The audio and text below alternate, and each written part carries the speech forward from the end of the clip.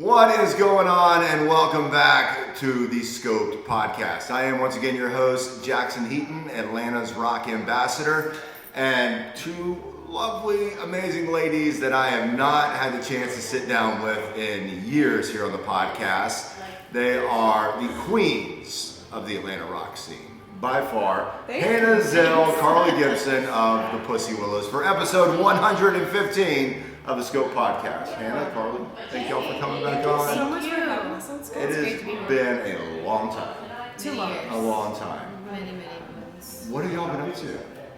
What is the biggest change that y'all have gone through since 2018, 2019? I mean, we just released our first full-length record after playing together for more than a decade. Why did it take so long for the first full length? We just banged out EPs for so long. We were banging out EPs every year or two, and then we just took our time after COVID and really crafted something that we wanted to be more of a legacy piece. We could look back and say, like, this really captures the spirit of our growth, musically and personally in our lives. I think we needed the life experience. We needed to live some life. I think we all needed to live some life, and then so that's the way it's been for a long time. You know, no one really wants full albums anymore, or has an attention span to listen to a full album. They want the teasers, putting out a couple songs here and there. It seems to be more of where the industry's going rather than full lengths. You're like, hey, we got 2 new songs coming out in a couple months. But I gotta push back on that because I think the real music fans, people who really love artists and not just songs, want full-length records still. No. They want bodies of work, and they want things that make sense together, and they don't want just flashing images. I think real music lovers want vinyl, and they want real voices. And I think with AI coming more and more into play, we were just chatting before the filming of this podcast about an AI song that I accidentally sent Carly's husband BJ. I thought it was just a great song that I heard, and he's like, "That's AI, by the way." So I mean, for us, I think we hear from our people, our fans, our music lovers, that they want to hear full-length records made from our voices that have mistakes and real soul, and the timing isn't perfect. Yeah, on everything. Well, that's one of the things. True music lovers are becoming rare in some ways, or harder to find. Most people want to hear just one song, one snippet. They have the attention spans, unlike we used to have back in the day, where I loved listening to a full record, buying a new CD, putting it in, listening to it all the way through in one day. And AI also does these playlist algorithms, so people feel like they don't have to use their brain to put together too much anymore, because it'll just somebody else curates it because it knows. Yeah. It's like kids, especially kids today. The attention spans, they're being programmed to not have long attention spans. Like my son Shepard, he loves his short YouTube videos. They don't watch. He's never watched a movie in his life. He doesn't want to sit down and watch an entire movie. Sounds like me. They want the 15-second, 30-second TikTok video. Yeah. They can't stay on one thing for too long. Maybe that's why we felt the need to make it right now, is because I think, at least for me, sitting in stillness and silence has been a problem in my life. And being able to sit there has been transformative. And the process of making this album was transformative because we just sat in those 9 songs. Yeah. And we remade one of the tracks several times. We just took our time. I said, that's not it. And we made it from the beginning. We made it in our friend's house, up in his This attic is really area. annoying. It just kept getting louder and louder. See that vinyl store down forever? You know what? At the vinyl store. We were talking about vinyl. There were 20 people lined up for Black Friday sales at that record store downtown Alpharetta. So It was cool. crazy. Yeah. It's great. It was awesome. See, I really think it's coming back. Yeah. I think so too. I think if we speak it into existence, it has a better chance. Yeah. People want that tangible thing. All right. Sorry, guys. Thank you all so much. We can edit that out. We're fixing a post. There's nothing to So, I- Emily was saying something. It was something about vinyl. Yeah, I think that there's something really special though about taking your time to make a whole body of work, because certain things we didn't even finish until we got in the studio. So that was something we played with new too. We didn't feel like we had to have everything tied up and wrapped up in a bow to bring in there. It was more just like we're in the space with our creative friends in their house, in our friend's house. And at the time, our drummer and our producer were living together, so that was convenient.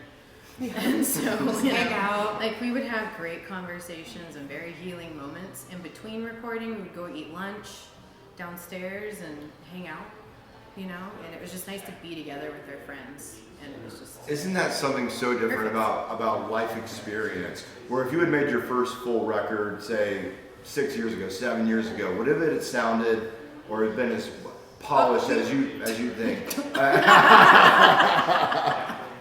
as this No. record. Because this record was phenomenal. It was We phenomenal. used to make what we call JCPenney mall music, and then we got angry. and then we got really We're mad. like, we're gonna be punk.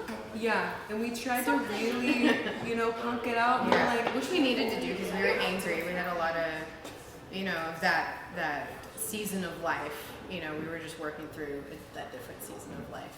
and now we've become this like groovy, funky, Yeah. jazz-inspired thing, and we didn't know it was going to be that. It became what it needed to be, and I think that's what the Pussywillows is we just let it's We focused let it on. flow. I mean, who knows what we're going to be doing in 10 years? We don't or 12 know. Years. We could be trying something completely different. We know we'll be together. That's all we do know. So what type of artists did y'all listen to for inspiration on this album? I think we were both listening to separate things, That always happens. but then had certain things we're like, oh yeah, we both really like that together. But, Hannah is more inspired by kind of more, I'd say pop. Yeah, Right? I love with, pop with music. hooks because she's more, she can pull a hook out of nowhere. People And- hate on me for loving pop music, but they want a strong hook. Right. Yeah. Right. You can't have both. And I like some music that has some cool harmony in the instrumentation and cool arrangements. I like good lyrics as well, but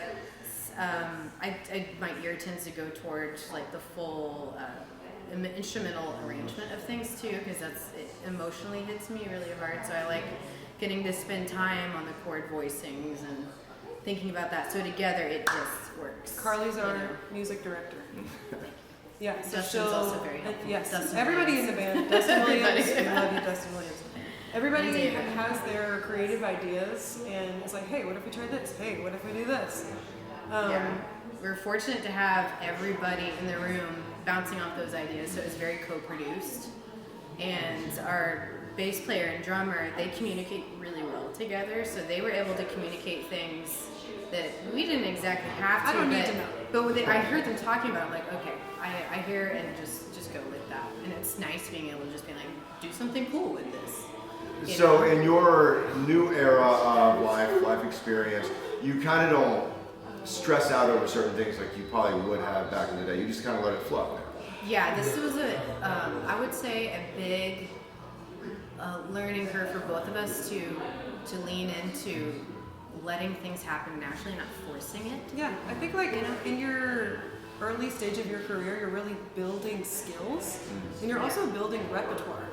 And you got to cut your teeth. It's very awkward and uncomfortable to do that. Skill building and repertoire building.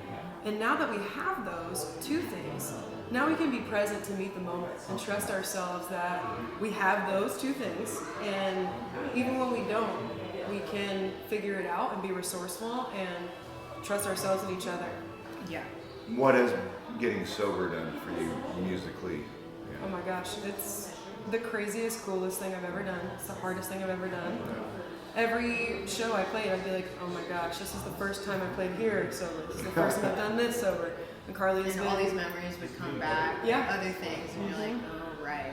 Let's start over. It's true, and it's really hard. You have to relive a lot of painful things, and also it is incredibly vulnerable to get up and sing anything in front of people or speak anything in front of people, but when it's your own material, born from pain or born from experience, it's incredibly vulnerable.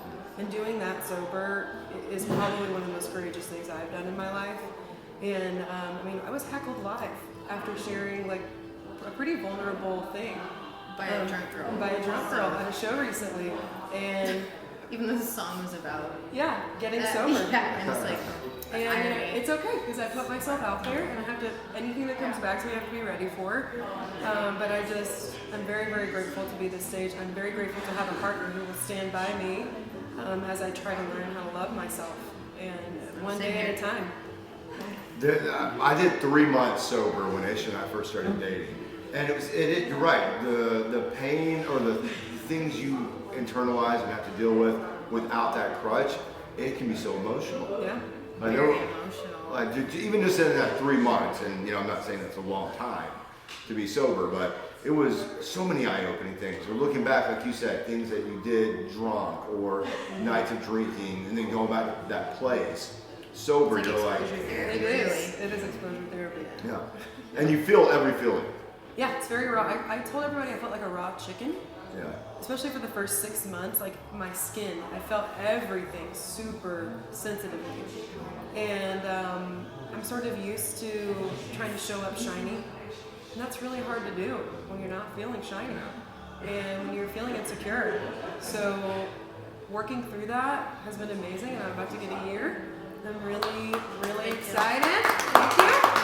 And I'm not trying to promote, I'm just trying to attract anybody who is questioning, like, is there something wrong with the way that I have a relationship with a substance or any other substance or anything at all, that you're like, is this a toxic relationship with this thing? And like, you're not alone. You're so not alone in it, and there's so many different ways to receive help and resources and find your way out of whatever you are in. And I only share my experience to be able to hopefully reach somebody who might feel like they want to take that step. And I really hope that every day I'm able to make that choice. It's a daily choice. Every single day. I mean, and throughout the day. At any point, you can stop anywhere and do whatever you want. And so, I have today. And you also know now to ask for what you need on those days when you're having one of those days. Like sometimes she just needs a little extra pat. And you're like, you got this. She called me. It'll be all right. She noticed via text that I was a little down yesterday and called me on FaceTime to turn my whole day around. Sometimes it just takes like showing up for somebody. Yeah. That's what I tell bands now, especially, is the scene way more of an uphill battle post-COVID than it had pre-COVID. Oh, yeah. Because people were, the scene was hot in 2018, 2017. Hot. Yes. Everybody was playing everywhere. I would go MC at Smith's Old Bar for, say, Greco. And then we'd be like, all right, let's go catch the late show at Star Bar. Like, it was always... There's a lot going on. There was always bands playing. I was MCing every other night. And it is just shot. Yeah. In a lot of ways. Like, It's like on fire. Yeah. like if people had a somewhat hesitation to go see live music before COVID, it is 10 times that now. Like, because people come up on a Friday night and they're like, I can do a million different things, but do I want to go to see a local band? And that's the unfortunate truth. Like, people have millions of options now in this new world post-COVID, and it makes it harder for local bands to get recognized and to bring people to their shows. Mm-hmm. And that's why I say we got to go back to guerrilla marketing. Physically go to or wherever your show is. Market your show to people in that area. Don't just put it on Facebook for your friends that live around Georgia or in other states to see. Market to the people that are there. Hand them flyers. Go, put flyers up somewhere. Yeah, street team. That's what they call it in the music biz. Yeah. We got to get back to physically getting out there and promoting the show. I think as well as with the music, it's gonna have to be a physical thing. Yeah. Like we wanted, we would love to have vinyl, but it's just so expensive to do that. Maybe eventually we can do that for the record, but right now it just doesn't make sense. But that's it would be nice to have that tangible thing to get the money for. So we're kind of in this place right now trying to figure out how we want to do that. But we just wanted to get the record out. Yeah. And it was kind of one of those things where we're like, well, we're just going to birth it, put it out there, and we're going to just see what happens. And it's you know? amazing. So all you can do is your best. It was amazing. I loved listening to that record. It was so good. I was so proud of it. I was so proud of it. So nice. Thank you. And you can hear the maturity, the experience, the pain, the happiness, all of it is in that, or in those songs. Thank you. Thank It you was so really much for fun to listening make. to it. Yeah. So are y'all gonna ride the wave a little bit, or writing something else? You know, we're always writing.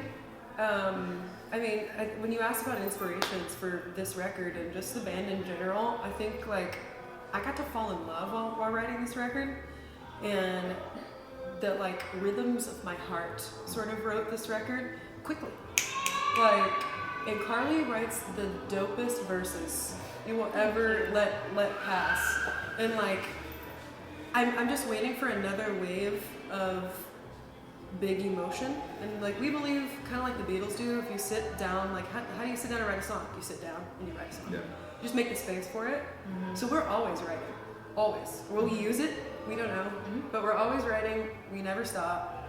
Yeah, And it just usually gotta keep comes the from momentum. us sitting down and having like it's like a co-coaching. Like we therapize each other in a very balanced and healthy way, and our songs usually come from having those conversations.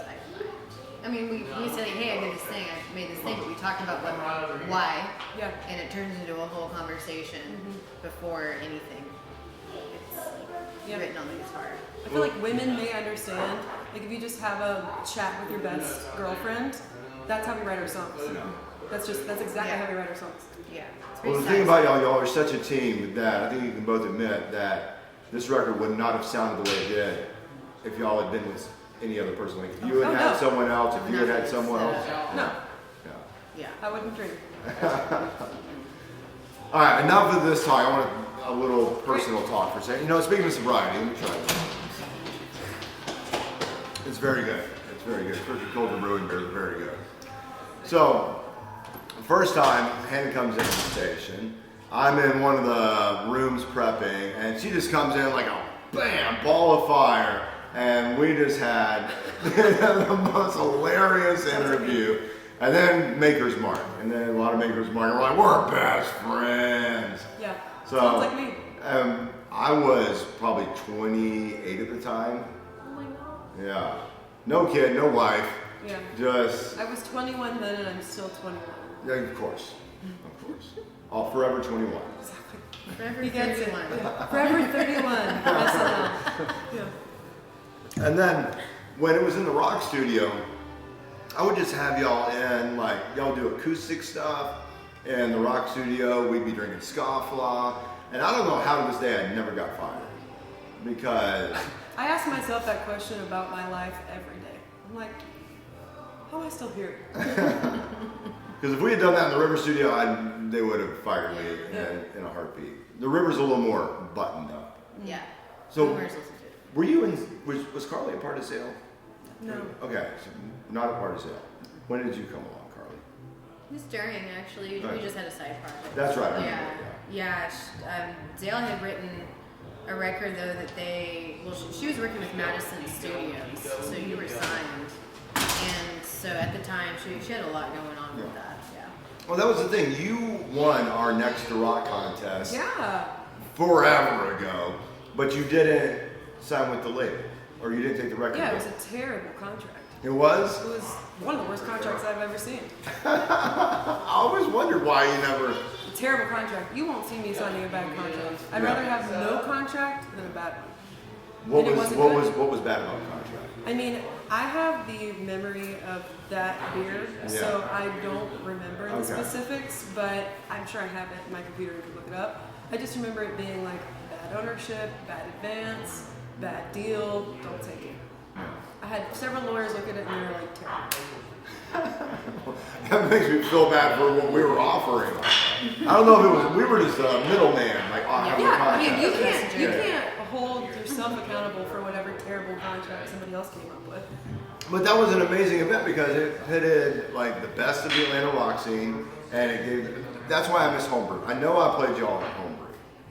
I played Zill. Yeah. Oh yeah. For sure. And that was the greatest win the Atlanta rock scene has had in years. At the time it was. Mm-hmm. And it took me 6 months to get that on the air. It took me 6 months going into my boss's office every day. Hey, I want to play local bands on the radio. I want to play local bands on the radio. And after 6 months, I finally got the okay, but I miss Homebrew so much. I'm so sorry that it went away. Oh, I miss Homebrew. I miss rocking. I love the river, but I miss Homebrew more than anything. Like, because every time it was during COVID, and every time I call up a band, they would be so excited. And I remember all the screenshots, but oh my gosh, my song is coming on after Disturbed or Nirvana. It was a fun time. I mean, there's nothing like hearing your song on an actual radio station. It's amazing. Now, my goal is when they put that back on the river. If Homebrew could be on the river, that would be amazing. Well, cheers to that. Cheers to that. I don't know why I'm doing this. Once it hits your lips, it's so Because good. it's there. I know. It's there. It's just there. I get it. Once you start, you can't stop. So do you still have moments where you look and you're like, days where you struggle and you're like, Thanksgiving was awful. It was hard. but there's also nothing better than waking up so. Yeah, I feel great today. Yeah. Today, I heard you say, like, I can't wait to go to sleep. I cannot wait to go to sleep in our king size bed. I got up at 5:30 and I'm ready to rock and roll. And you can't put a price on that. No, you can't. Yeah. We went to Grant's Lounge, I told y'all, and Hummingbird, and have y'all played at Hummingbird before? I have Zale played Hummingbird many times. Yeah. Mm-hmm. But Andrew was the booking guy's name, wasn't it? yeah, it was Andrew. Yeah, I miss him. I got I'd be his somewhere else now. Yeah. Capitol Theater, I think. Hummingbird is a fun place. And Grant's Lounge, there was this band playing, and we were playing pool, and that place will get you. Mm-hmm. Grant's Lounge is a fun place. All right, there. So, in the past couple of years, many great Atlanta rock scene bands have come to an end, like Greco and Flashback Flash. A lot of bands couldn't make it through COVID, so what got y'all through COVID? Well, we were just writing. We were hanging out once a week. You know, if I may, Pussywillows is different because it's really not about, yes, we make records, and yes, we make t-shirts, and yes, we make songs. But Pussywillows is not about that. It's not, to me. It's about, like, Carly and I having a space, one freaking corner of this world. Literally today we'll have a corner of the world to make ours for radical self-expression and honesty, to be authentic, and where it's okay to be my most extra complete self, and it's actually celebrated, and a place where we can deeply connect with other people who want to connect that day. And it's I don't know, it's something different than a band. It's not a band to me. Yeah, I mean, we're best friends. We like to make songs. That's just Pretty the much. medium that Yeah. the universe chose for us to be together and do stuff, hopefully to help people. Yeah. And some best friends like to go to brunch, which we like to do. We do, but we like brunch. hopefully before a gig, you know. But it's also it's just I think wrapped into that to me it's like it's a therapy of being able to have a best friend that you can work through things with, and you're just going about life together. That's all. Yeah, does that make sense? No, It's different. y'all speak. I mean, y'all are very much those type of people, but you're very emotional. You wear your heart on your shoulders. But this new y'all is blowing my mind. The maturity, the experience, and that's what I tell these bands. Like now, especially the bands that are still in the scene, bands that are coming into the scene. It's got to be about the music. You can't be about the party all the time. Like if you think you're drunk, you play better drunk. You don't. Well, chasing anything Yeah. is not going to get you to that destination. Yeah. Anything. You're chasing your own tail, you know? And Opa!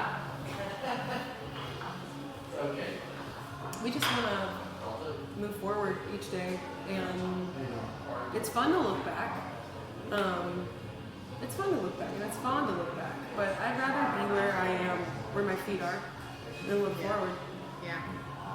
So who are y'all playing with in the scene? Who do y'all still like pre-COVID bands? Who are you playing with? You know, it's interesting. We've sort of found a home with a lot of other female musicians. We've sort of found ourselves with people that are out of genre, sort of, but in this really feminine, strong energy. People like Kate Coleman and Run Katie Run.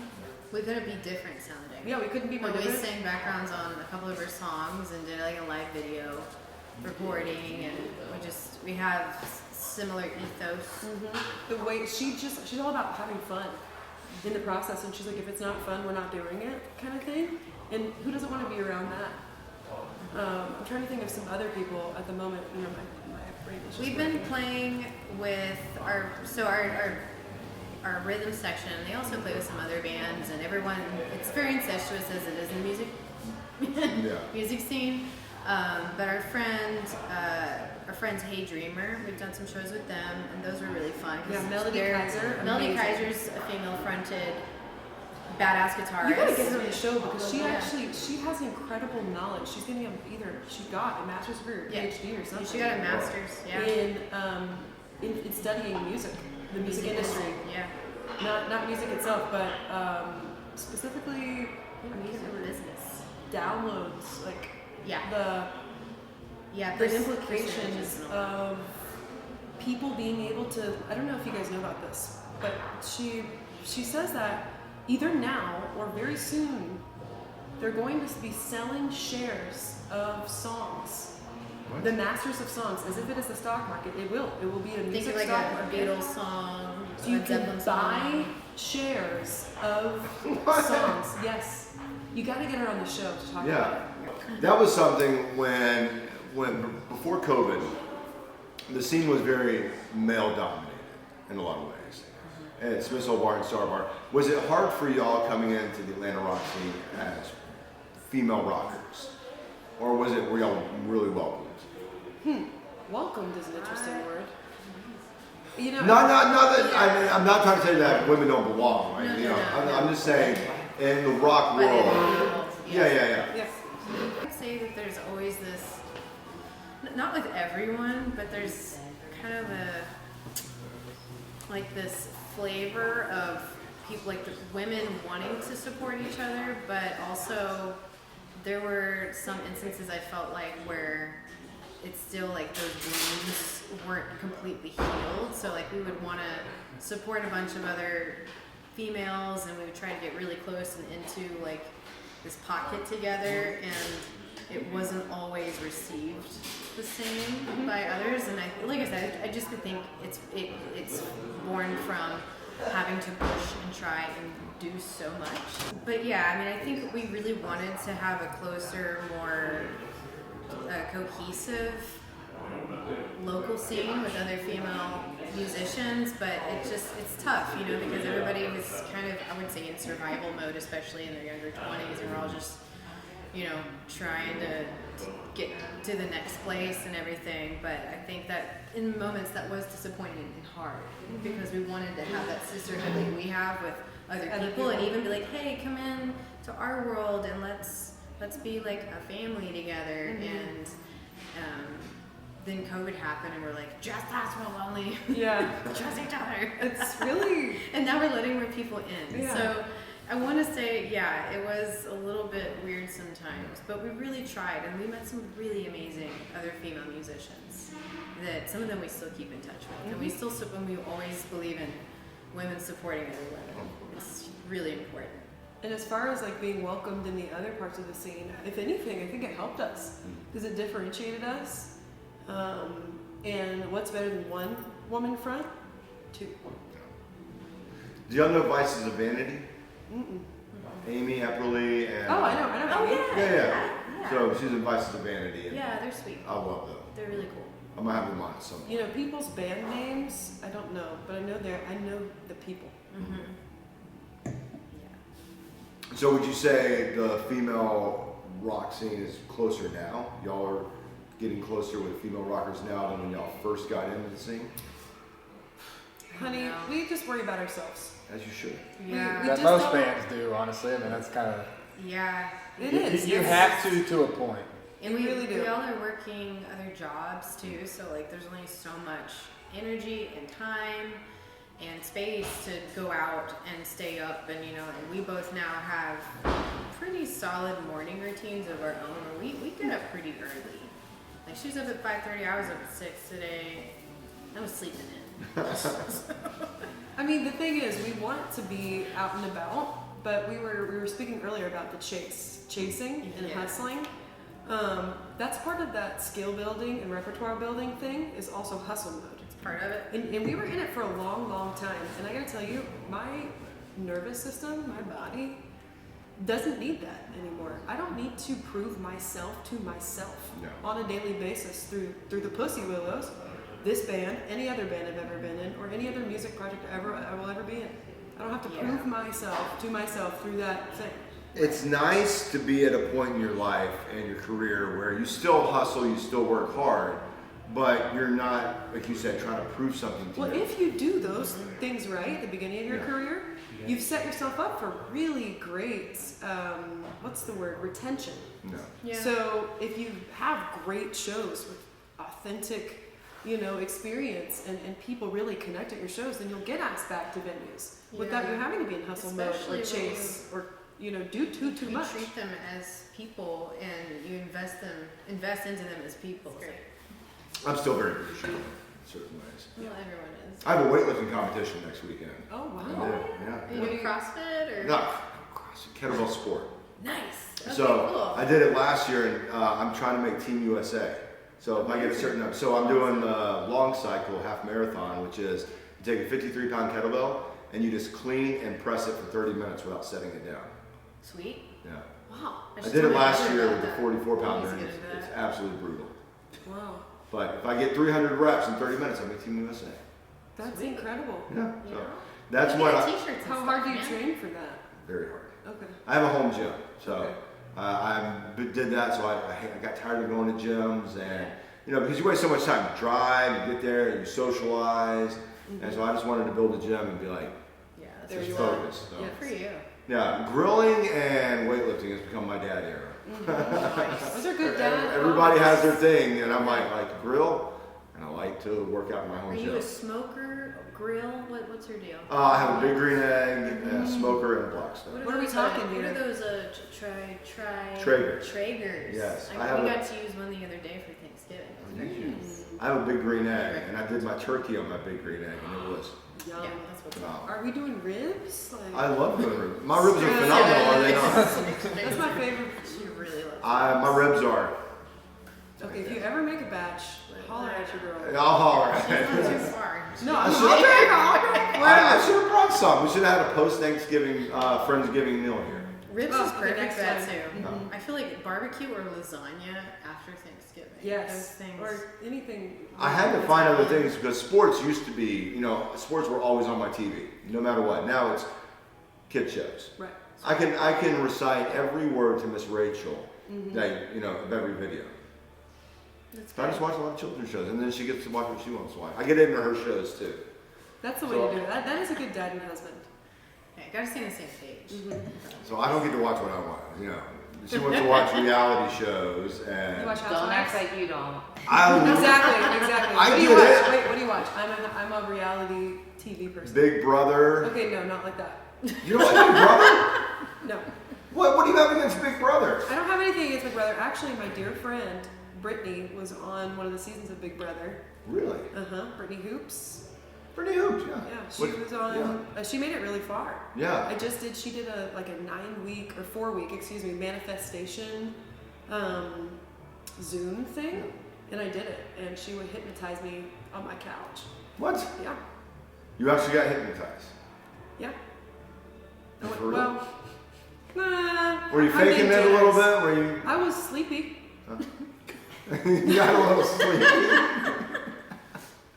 It was great. Your eyes are closed. I was relaxed. Love is Blind. You watch Love is Blind? Horrible, no. I love Love is Blind. I mean, it's a terrible show to find love. Like that's the worst way you can Yeah. possibly find love. Yeah. Is to get engaged without seeing each other and then have cameras in your face Just the 24. cringe factor that's fun for you. You're not a Harry Jowsey fan? I have no idea who that is. Do you not know who Harry Jowsey is? I've never heard of that in my life. I don't Wow. know. Most I don't girls like know that. Harry Jowsey and love Harry Jowsey. I have no idea who that is, and I'm proud. Well, I'm proud of that too. Thank you. You keep your life drama free. I try to. She loves court TV, so I think Oh, see? Yep. So real life crime, No, the more gruesome, the better. That's the kind of stuff that. I think she's planning my murder. Well, you know what my partner told me? What? His name is Nathaniel. He told me this last night. He said, "You're a really good life coach, but you know what you'd be better at?" I said, "What?" He said, "Murder coaching." Figuring out like women how they play the long game. Like okay. Nathaniel's your boyfriend? Yes. Oh, I love that. How long y'all been together? About 2.5 years. 2.5 years. Wow. He'll be here today to see the show. Different than when you were dating the guy that I worked with. Oh yeah. Yeah. And you left a note on his desk when you came into the podcast one time, and I had to wake up at 6 a.m. and go get it because I didn't want him to see it. Smart. Oh, damn. He's married now. Oh yeah. Yeah. Yeah. His wife booked the podcast. I hosted some shows at the Four Seasons. Cool. Summer 2019. Horrible idea. Okay. Four Seasons never should have booked a podcast. They're like, yes, we want rock shows. We want loud. I'm like, I can give that to you. So the Warsaw Clinic, y'all know the Warsaw Clinic? Eli Browder. It sounds loud. Oh, they were so loud. And the Four Seasons was getting all kinds of complaints. Are they like progressive, like prog? You know the Ides of June? Yeah. Yeah. So Austin Yeah. and Eli play in the Ides of June. They're in the Warsaw Clinic. Very cool. And Okay. so they're playing, yes, they're very loud. And then the Four Seasons asked something you never ask a rock band to do, turn down. Yeah. And so they were just like, fuck it, we're out. And they kept booking the podcast. So after that, I brought in singer-songwriters. Smart. Last Tycoon, did y'all ever know the Last Tycoon? Man, so many great bands back in the day. Apparently I knew, but a lot of the bands didn't know each other. A lot of bands met through the podcast or homebrew. So I think that's actually a really interesting point. Is a lot of artists aren't very social people. Yeah. They aren't very like extroverted people necessarily. But we're forced to be on stage. No. But it's not. You just kind of want to play your music and go home. A lot of us, we don't want to be like networking professionals. Yeah, and you don't want to be the center of attention all the time. No. You want to pour your heart out on stage and you Get paid. get paid. A fair wage Yeah. for what we were able to provide, and go home. I believe today's a fair wage. Today's a very fair wage. Thank you very much. Of course. And that was one of the things I wanted to make sure that bands got properly paid when they come up here and be on the Wonderful of skill you. pod. Thank you. I make no money off this. Good for you. I make no money. I pay the bands, I pay my videographer. Thank you. Speaking of Atlanta's Rock Ambassador. can I make a plug for our friend Antonio? He's doing this thing called Snug Concert Series. Yeah. And every single dollar of his ticket sales goes to artists. And I think it's a nonprofit. I think it's the only one in Atlanta like it.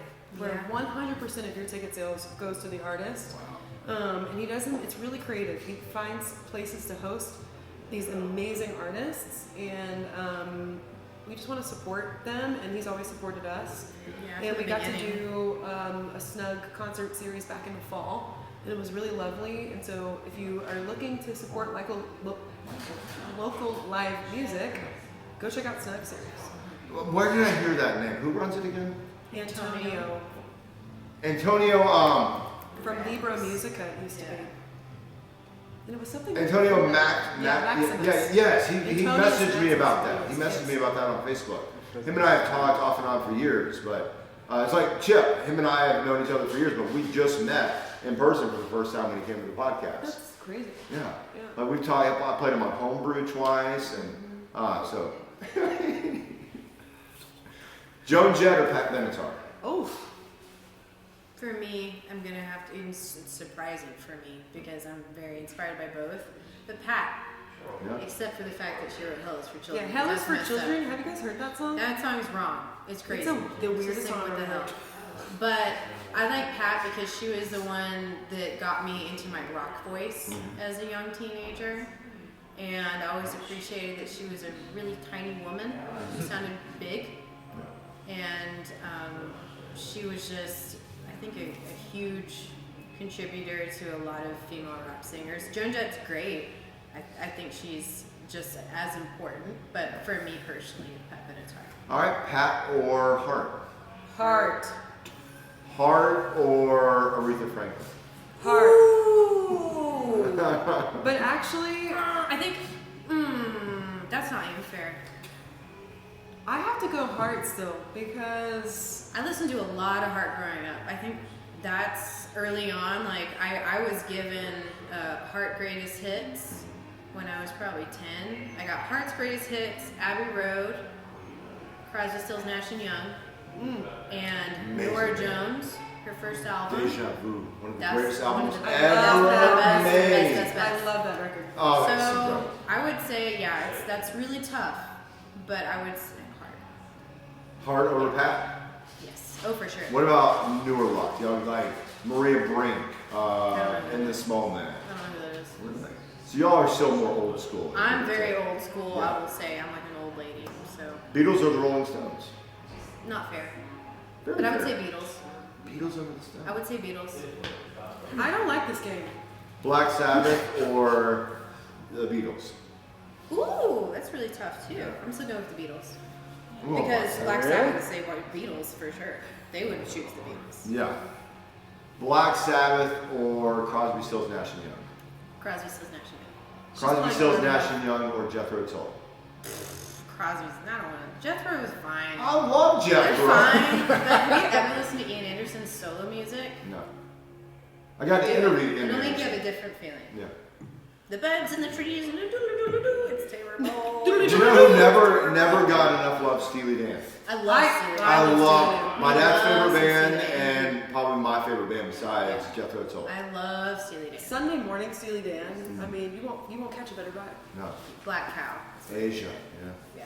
That album, Black Cow. I remember learning Josie when I was like 16. My guitar teacher was like, you need to learn some of this. And I was like, yeah. Nirvana or Alice in Chains? Nirvana. Ooh, I say Alice in Chains actually. I see Nirvana. All right. Nirvana or Soundgarden?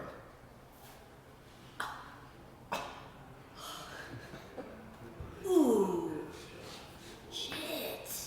I'm just out. I'm out. All right. I can't do it. Which Chris Cornell? Soundgarden or Audio Slave? For me, Soundgarden. Soundgarden. Yeah. Yeah, Soundgarden. You know, Yeah. I sold T-shirts at his last show on Earth. You sold T-shirts at the show they did here in Atlanta? Yeah, and also Prince's last show on Earth. I sold T-shirts of those. So I decided to get out of the T-shirt game. Yeah. How did you get into selling shirts at Soundgarden and Prince? So got no guy. our guy, the guy who used to manage Zale for a bit, he was the guy for like North American merch sales, especially here in Atlanta. And he did all the big festivals and all the big venues, including the Fox. And so to make extra money, talk about hustle mode, honey, I had 10 jobs other than the 3 bands that I was fully playing and fully managing, fully doing everything. Like, it was crazy. Working like that's one of my jobs. So it was a hard labor. You would unload the big ass boxes from the trucks, count them one by one, piece by piece, and fold them in these stacks, and then load them into where they were going to be sold, sell them all night, count them back, and load them again. I mean, it was a really hard, long job, but I sold T-shirts. Yeah, it was a double night for Prince, so I saw Purple Rain twice. Wow. Last time to ever play on Earth, and I saw Chris Cornell's last show, and it's crazy. I have T-shirts from both of them too. Like, people think being in a band is the sexiest thing in the world. They think it's nothing but fun and playing all night. Like someone like Kurt Cobain, someone like Chris Cornell, someone like Lane Staley, top of the rock world, all the money in the world, all the fame. These people are people too, though. Yeah, They have problems just like everybody else. I mean that's the Yeah, thing. there's- E- yeah. ego. You got to keep yourself in check and know why you're doing something. And it's not all fun. It's really No, not. And I think really that's not. where I was listening to an interview with a popular. I want to say she's an artist from the UK. My memory is not great, but she said something very poignant about that. She was saying how when somebody meets me and they find out that I'm a musician, that it must be so fun and amazing. And she's like, no, Yeah, like there's some pure joy moments Yeah. on stage, but everything else, it's not meant for everyone. And it's not supposed to be, I don't think, because it takes a very specific kind of person. You have to choose your heart and choose the bullshit and whatever you do. But choosing to be a musician, I'm not saying it's better or worse or harder than anything else, but it is definitely not all fun. It's Like- just not. It's a job, like Yeah. anything else. Yeah, It's I just tell work. people being in a band, especially a local up and coming band, in and of itself is not a sexy thing. There's a No. lot of work that goes if you're doing it right. If you're doing it right, it's not sexy. The writing, the posting, all the things that go into trying to be a successful band, it's not sexy. It's hard work. Yeah. Absolutely. It Is it? is just like it's like a job, but 7 jobs in one job. Yeah. When I did my first show on the River, like the River compared to Rockin' 100.5 is like this, like listener wise and ratings wise. And so we average like 700,000 listeners an hour on the River.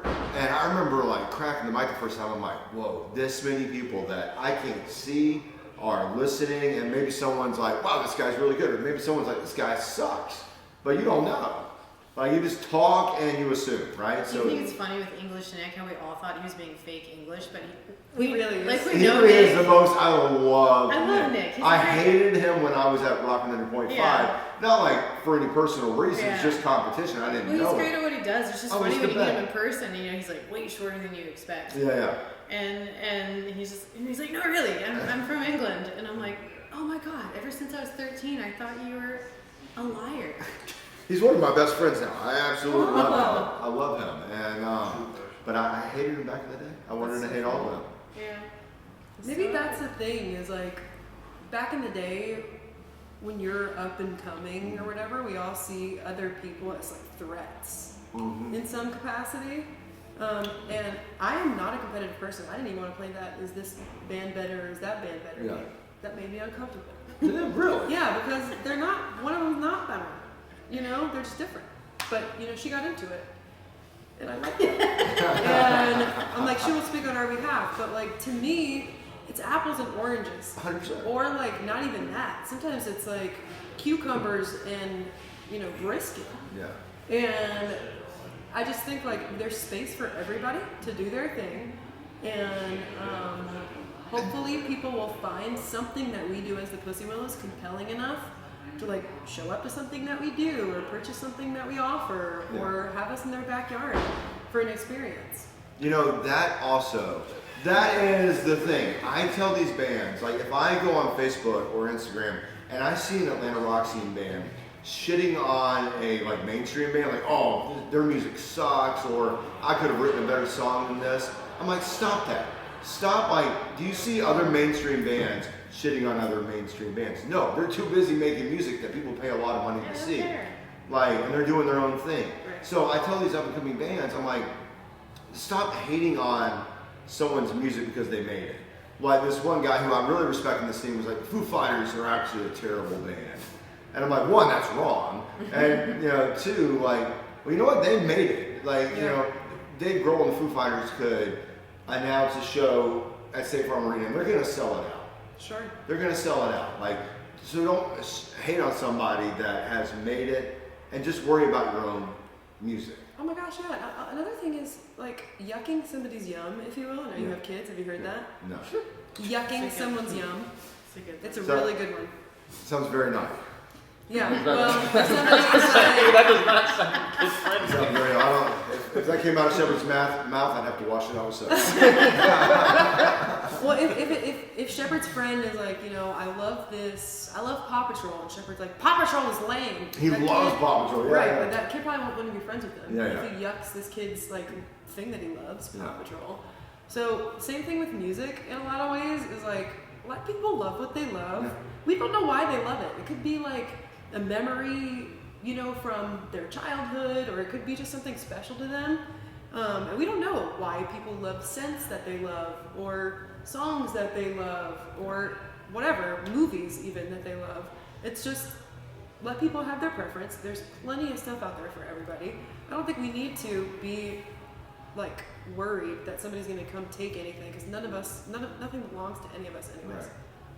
And that's what I commented on this guy's post. I'm like, who are we to judge somebody's music? Like, yes, you're musicians. I'm a radio host, but you know what? If a band connects with one person, isn't that the point? Like, almost any band connects with at least one person.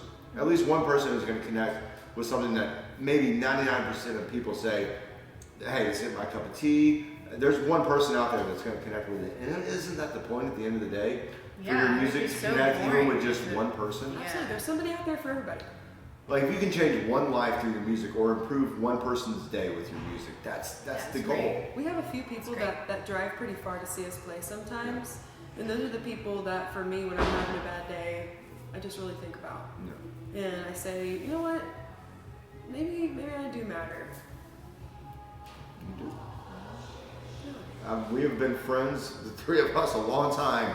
Known each other a long time. Many years have passed, but seeing y'all when I walked in, I was like, there's Carly, there's Hannah. There we are. Yeah. Same old gals. Yeah. Well, thank Where you. you're at in your life, you look so at peace. That's really. I feel like we really are. awesome of you to say. We're Thank you. both in a good spot. Like when last time we interviewed, it was kids, we were kids, we were, partying, this and that. We thought so many other things were important than what is now. And me as a dad, like having a son and a daughter, it has brought me a peace. Like I'm constantly stressed out.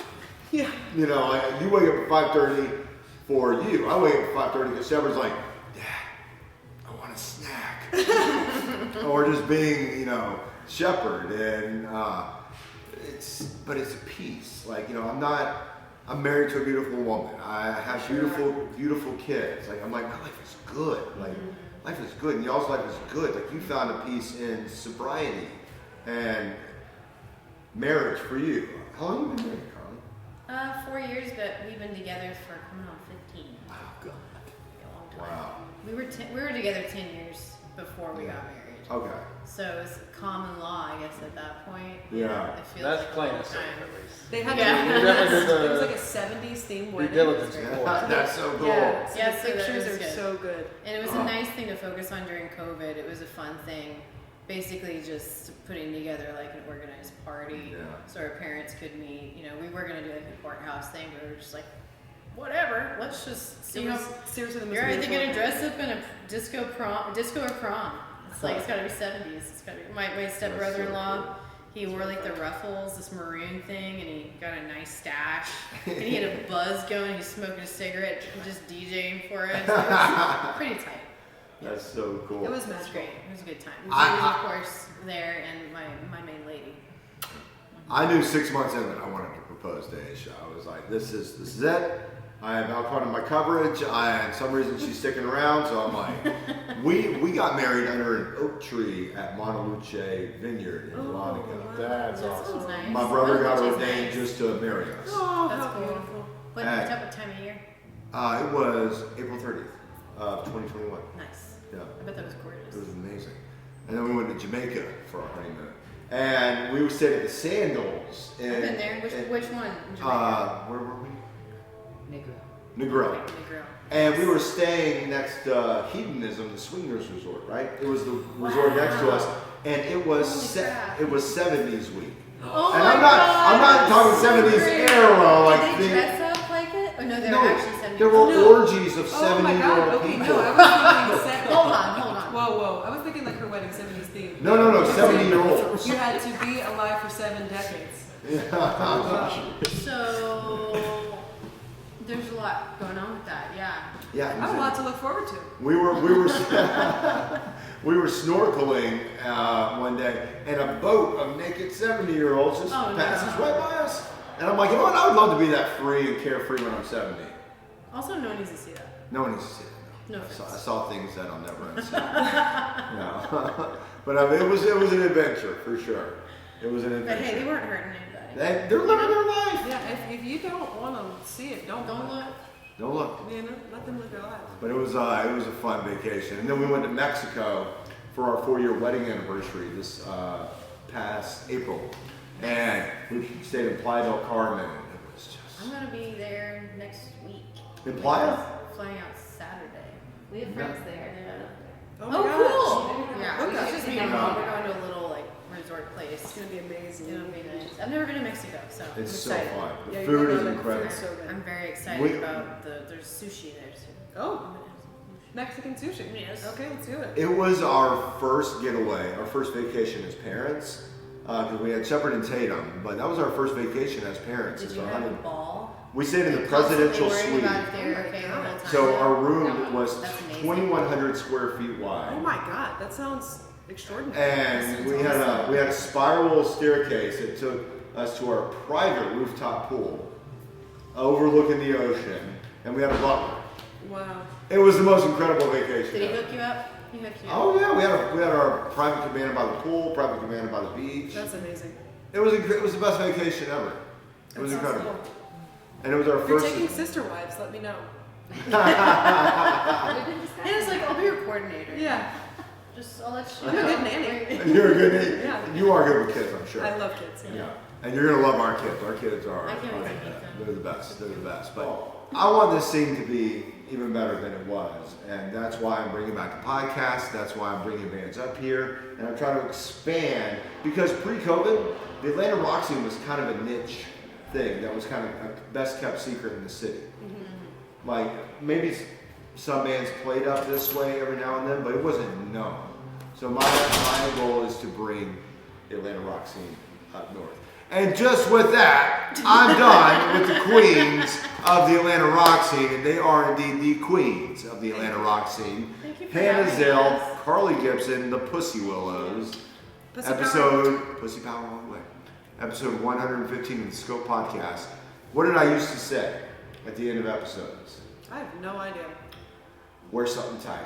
Oh my god, I remember that. Next time, wear something tight. I can't say it anymore. You know, you I'm can't. I'm too aged. I have kids. So now I I just got rid of most of my tight clothes. and now I just say we're done.